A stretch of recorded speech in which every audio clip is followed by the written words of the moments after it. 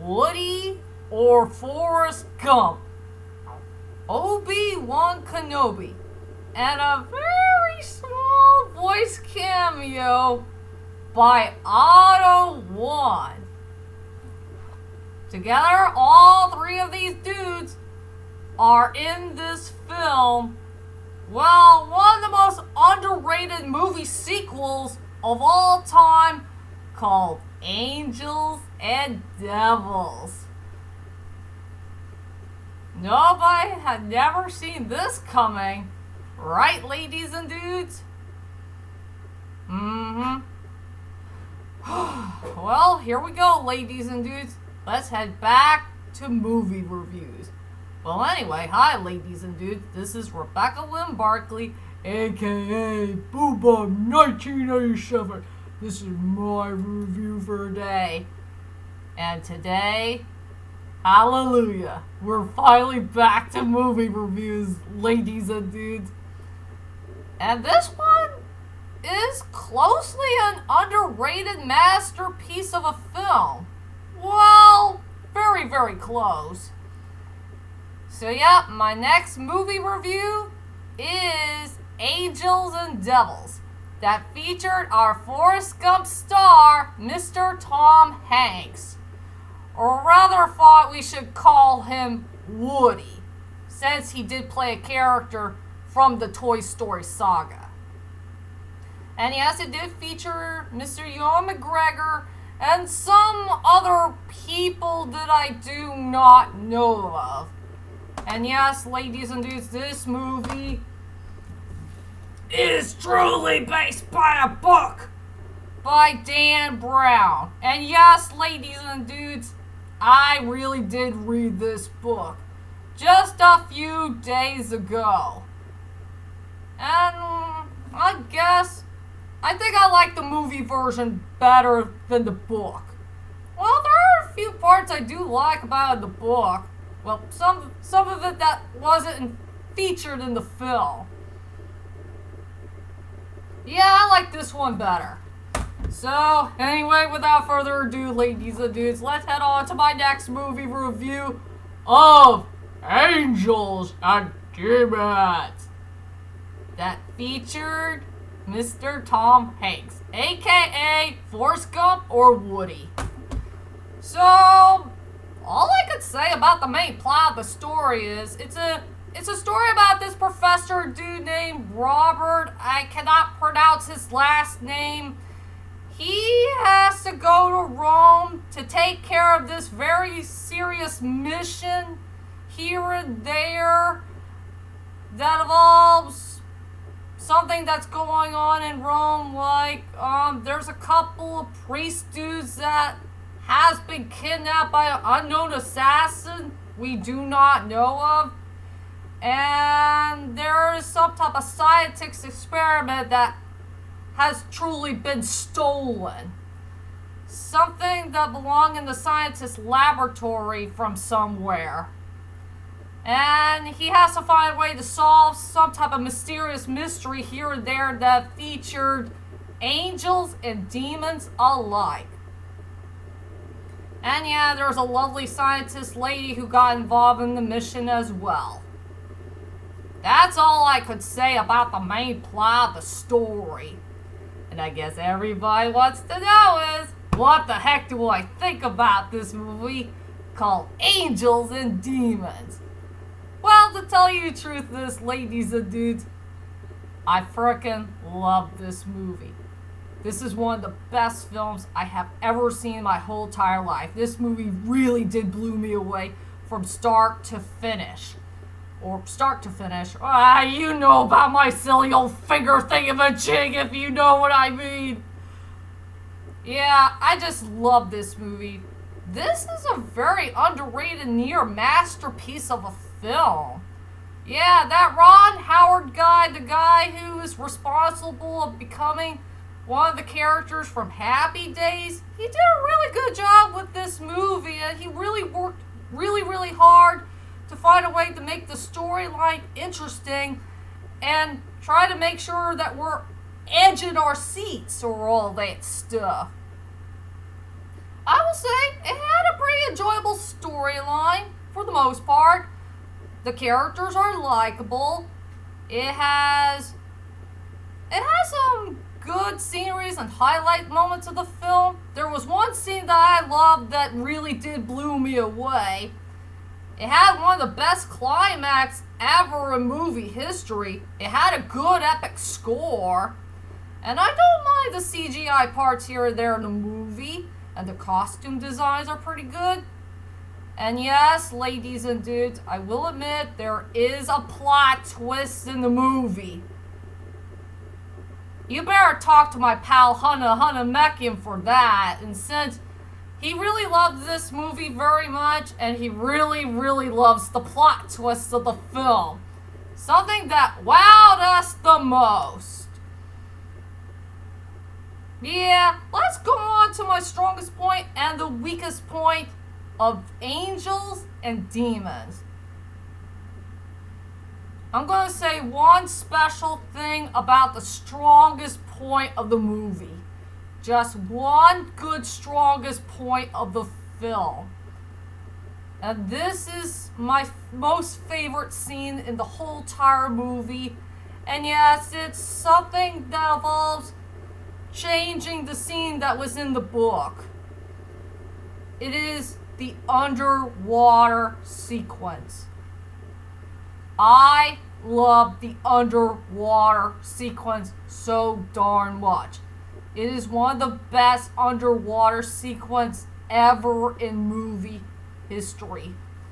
And one of the most underwater sequence scenes I forgot to put on my top 10 best underwater sequence in a film.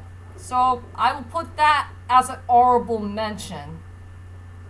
What happened in that movie is when Robert went to the fountain, he was all by himself, tried to rescue that poor dude from drowning to death. And he did the best he could to try to save that guy before his time will be up. And there was a really smart decision that he made. He decided to, pull those pipes, one of those pipes from the fountain, and try to give that guy some air, some oxygen so he can breathe. Before some people will come by and try to help Robert out to rescue that poor guy before he drowns to death. I just love that scene very much, and it blew me away from start to finish. And that's one of the greatest movie scenes I want to rewatch again and again and again and again. Yeah, it is true in the book that poor dude did die, sadly to say, but in the movie version, he lives. Thank goodness for that. And yes, ladies and dudes, there's an interesting fun fact about angels and demons. There were a couple of scenes that were cut off from the film. Something that wasn't going to be added in the movie at all. Some scenes that has to be in the book. Like, Robert's a big fan of the Star Trek stuff. He's a big fan of Mickey Mouse. At least they kept the part with him with the watch. Or he watched a watch. Watch of Mickey Mouse. So they kept that part. Yeah, he's a big fan of Mickey Mouse at the cartoon shows. Well, the cartoon shorts. And yeah, there is a relationship between him and the scientist lady. There was a relationship about that too. So yeah, there are some parts here and there that were not in the film that was in the book. And another crazy, interesting fun fact you should know about angels and demons. Does anybody remember Alfred Molina, aka Otto 1? He did a voice cameo in this movie just at the beginning part of the film. And I did found it out on YouTube. I was kind of shocked that I heard his voice. I did not know that his voice is going to show up in the film. I was just, no, that can't be. It just can't be. It can't be Alfred Molina's voice. And another interesting fun fact you should know about Alfred Molina. Yeah, he did get involved with the Da Vinci Code. And he did play a character in the movie. If I ever want to do the Da Vinci Code one day, as a movie review, maybe one day I'll do that.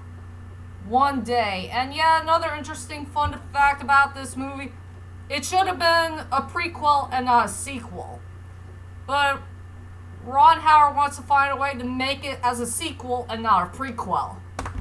Since this is the very first book that started it all. For that Dana Brown dude. If you know what I mean.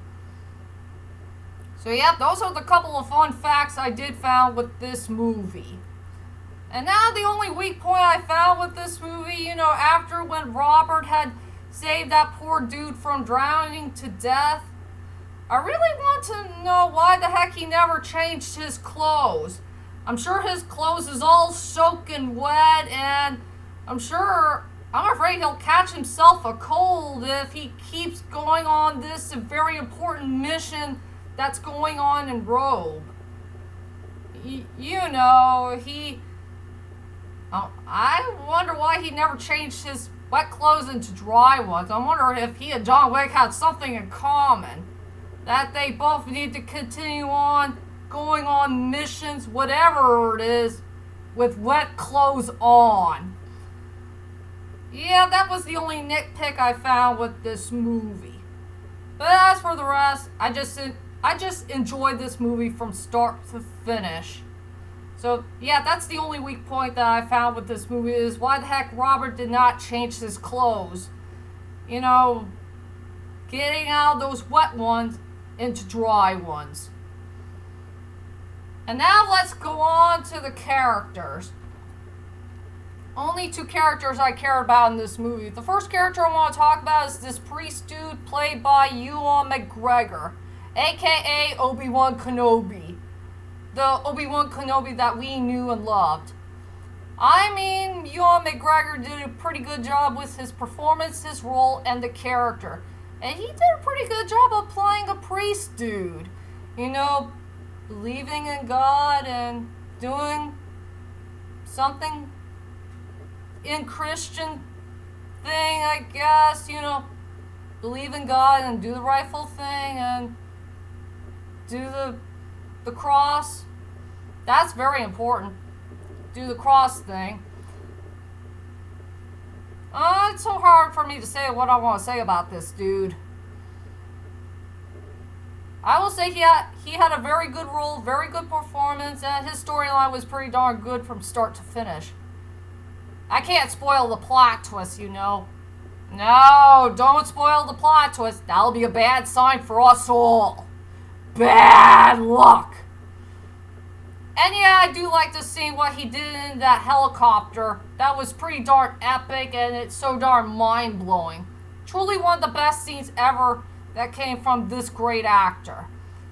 And now let's go on to this character. This Robert guy, played by Tom Hanks. I just love this character very darn much. And please forgive me for saying this. This is the most hottest looking character I have ever seen in movie history that Tom Hanks had ever played.